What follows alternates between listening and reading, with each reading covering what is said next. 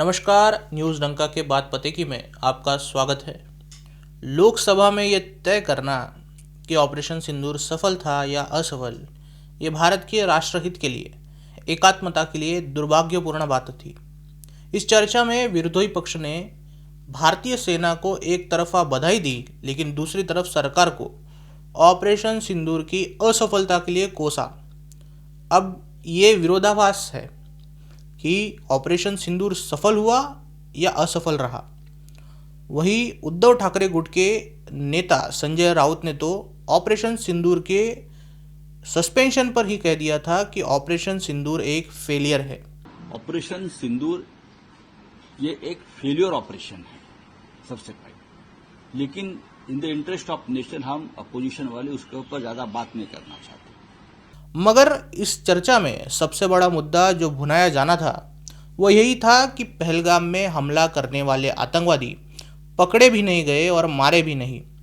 लेकिन आतंकियों और विरोधी पक्ष के लिए ये बड़े ही दुर्दैव की बात हो गई कि ऑपरेशन सिंदूर पर चर्चा की सुबह ही रक्षा दलों ने ऑपरेशन महादेव चलाया और आतंकियों को मार दिया।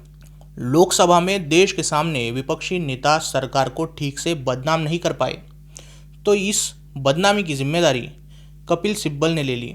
उन्होंने एक पॉडकास्ट अरेंज किया। इस पॉडकास्ट में विपक्षी पार्टी के मोटर माउथ नेताओं को बुलाया गया, लेकिन टीएमसी से ये सम्मान महुआ मोइत्रा को मिलना चाहिए था, जो नहीं मिला। उनकी जगह खुद सागरिका घोष आ गई। इस पॉडकास्ट में सागरिका घोष के साथ संजय राउत और कपिल सिब्बल ने यही साबित करने की कोशिश की कि ऑपरेशन सिंदूर एक फेलियर था। सदन में सरकार ने जिम्मेदारी नहीं ली, देश से माफ़ी नहीं मांगी, युद्ध करने की देश की क्षमता नहीं, वगैरह वगैरह। सागरिका घोष ने भारत के राफेल जेट गिराए जाने के दावे को भी इसी पॉडकास्ट में प्रोत्साहित किया। लेकिन गौर करने वाली बात यही हुई कि संजय राउत ने पीएम मोदी की ओर रुख करते हुए उद्धव ठाकरे की ही पोल खोल दी। संजय राउत ने अपना वही राग आलापा कि सदन में चर्चा के दौरान केवल तू मैं हुई, लेकिन इसमें संजय राउत ने सबसे बड़ी आयरनी की बात कह दी कि नरेंद्र मोदी पार्लियामेंटेरियन नहीं है। नरेंद्र मोदी कभी भी पार्लियामेंटेरियन नहीं रहे। पार्लियामेंट से डरने वाले लोग देश का नेतृत्व ठीक से नहीं कर पाते।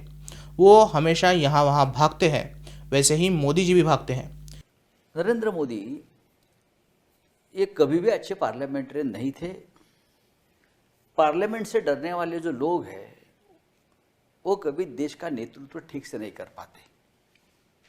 वो हमेशा यहाँ वहाँ भागते हैं। इसमें आयरनी की बात यही है, संजय राउत जो बात पीएम मोदी के लिए बोल रहे हैं वो उनके अपने नेता उद्धव ठाकरे पर फिट होती है। उद्धव ठाकरे महाराष्ट्र विधानसभा में सबसे कम सम्मिलित होने वाले नेता है। वे कभी चर्चाओं में भाग ही नहीं लेते, न कोई मुद्दा लाते हैं और न कोई सवाल पूछते हैं। उनका यही रवैया जब वो महाराष्ट्र के मुख्यमंत्री थे तब भी था।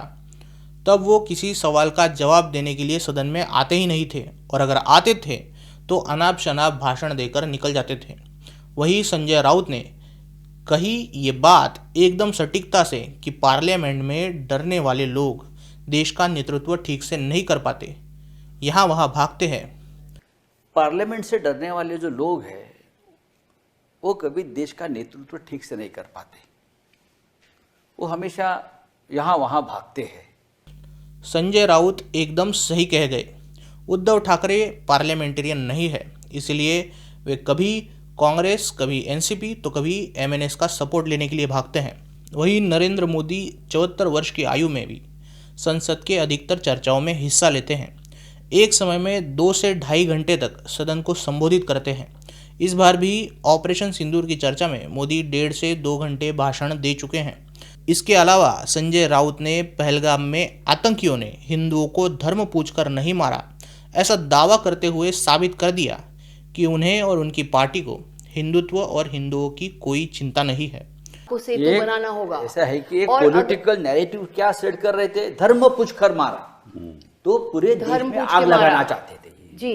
धर्म पूछकर मारा, धर्म पूछकर मारा। देखिए ऐसा नहीं हुआ है, नहीं हुआ है ऐसा। मैं बहुत से जो पीड़ित है उनसे, महाराष्ट्र के है, बाहर है, मैंने बात किया, ऐसा नहीं हुआ है। लेकिन ये लोगों ने धर्म पूछकर मारा, हिंदू है क्या पूछा। और जो लोग मारे गए उनके परिवार के सज्जनों ने नहीं इस नैरेटिव ऐसे को नहीं किया, नकारा, जैसे हाँ, हिमांशी नकारा। नरवाल। हिमांशी हिंदुत्व की विरासत बताने वाली पार्टी का नेता पहलगाम के इस्लामी आतंकियों पर लगे आरोपों को मिटाने के लिए पीड़ितों को झूठा ठहरा रहा है। जैसे कि हमें पता ही नहीं, हम पीछे पलट के देखेंगे हो क्या रहा है, हम उसकी तरफ स्माइल के लिए मुझे भैया क्या हुआ, अरे हिंदू है मुसलमान, मैंने कहा हिंदू मार दिया। उद्धव ठाकरे गुट के नेताओं ने वक्फ संशोधन विधेयक का भी विरोध किया था। इस पॉडकास्ट में जो बातें कंक्लूड की गई वो यही थी कि हम पाकिस्तान, चीन और दुश्मनों से नहीं लड़ सकते क्योंकि हमारी वायुसेना के पास कोई खास सामान नहीं है, इसलिए हमने पाकिस्तान पर हमला नहीं किया। टेररिज्म कभी खत्म नहीं होगा, हमारे पास बजट नहीं है, चीन हमसे शक्तिशाली है, सरकार को पता ही नहीं कि विरोधियों के पास युद्ध लड़ने की कौन सी टेक्नोलॉजी है, किसी भी देश ने हमारा समर्थन नहीं दिया और इसीलिए हमें पाकिस्तान के साथ एक टेबल पर बैठकर चर्चा करनी चाहिए। इतना एंटी इंडिया नैरेटिव तो पाकिस्तान ने भी नहीं फैलाया होता जितना इन चारों की चौकड़ी ने मिलकर 57 मिनट में ही फैला दिया। इस पॉडकास्ट में ऐसी कई आयरनी थी, जैसे कि गौरव गोगोई रक्षा मंत्रालय से छोटी छोटी जानकारियां पाना चाहते थे, जबकि उनकी पत्नी एलिजाबेथ कोलमैन उनके पाकिस्तान के साथ गहरे संबंध रहे हैं। वो पाकिस्तानी खुफिया एजेंसी आईएसआई के लिए काम करने वाले अली तौकीर शेख के लिए भी 12 साल तक काम करती रही है। गौरव गोगोई का भी पाकिस्तान में आना जाना होता है। कपिल सिब्बल खुद ऐसे वकील हैं जिन्होंने बाटला हाउस एनकाउंटर में मारे गए आतंकियों की ओर से बाकायदा केस लड़ा था और उनके एनकाउंटर को फेक एनकाउंटर और आतंकियों को निर्दोष बताने की कोशिश की थी। और ये चौकड़ी मिलकर देश कितना कमज़ोर है यही बताने में लगी है।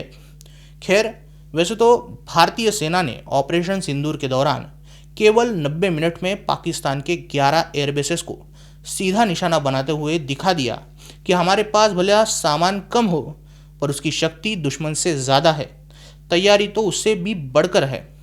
हमारे एयर डिफेंस सिस्टम ने यह बता दिया था कि हम आधुनिक से आधुनिक मिसाइलों और ड्रोन से निपट सकते हैं। तो अब आपको बताना है कि हमारी सेना का परफॉर्मेंस हमें बताएगा कि हम तैयार है या नहीं, या फिर ये चौकड़ी हमें बताएगी कि हमारी तैयारी पूरी है या अधूरी। आपको क्या लगता है वीडियो के कमेंट सेक्शन में ज़रूर कहिए। वीडियो अच्छी लगी हो तो इसे लाइक कीजिए और न्यूज़ डंका हिंदी को सब्सक्राइब कीजिए। मिलते हैं अगले वीडियो में किसी नए मुद्दे के साथ, तब तक नमस्कार।